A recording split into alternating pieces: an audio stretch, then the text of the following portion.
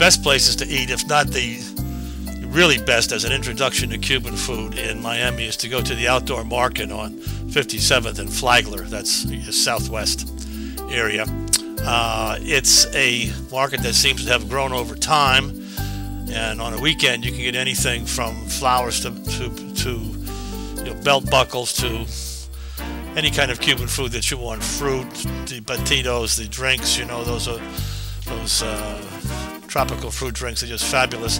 Finding parking is tough, when you come in off 57th Street or Flagler. This is the parking lot, and sometimes you'll find a spot and sometimes you won't. It's all outdoor eating there, from any one of 3 or 4 places that serve up different kinds of Cuban food.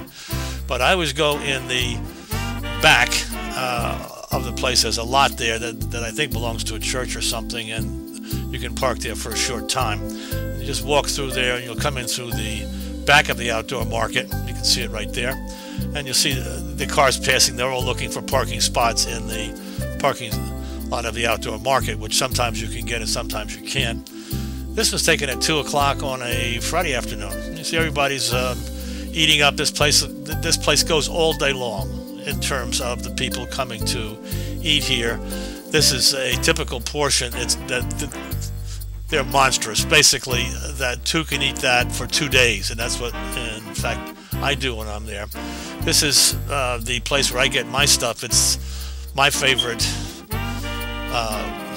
the cafe there, basically, where they have a hot table, and I always get lechon asada, which is the roast pork, but they have chicken and they have some other dishes there too. They have ribs and they have some beef dishes. There's the roast pork there with a big side of pork, and you can see the crowd is large, is ordering, and it comes in styrofoam with a little plastic fork and a knife, and there's some other big chunks of pork. The pork is the Cuban national bird, so you really can't go wrong. But the lechon asada, which is the roast pork, the pulled pork, is just the best, and it comes with a number of sides. One is a rice side, and of 2 kinds of rice, either what's called moro, which is the black rice, or it comes with the arroz amarillo, which is the yellow rice, or you can add the white rice and black beans.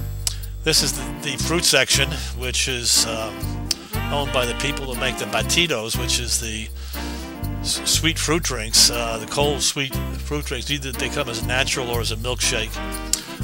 And this is the fish section, which is owned by another family. And the Cubans aren't great on fish. I don't care as to where you go. I've never been satisfied with the way that you cook fish. I don't think it's in their vocabulary, so to speak. I found the fish is much better in Mexico, believe it or not, on the towns that border either the Sea of Cortez or the Gulf of Mexico. But it's not bad. It's just that if I had my choice, I'd always go for the meat in a Cuban restaurant. There's a wild variety here from paella, which is okay. I've had some of that here, and some shrimp, which is probably pretty good. And there's the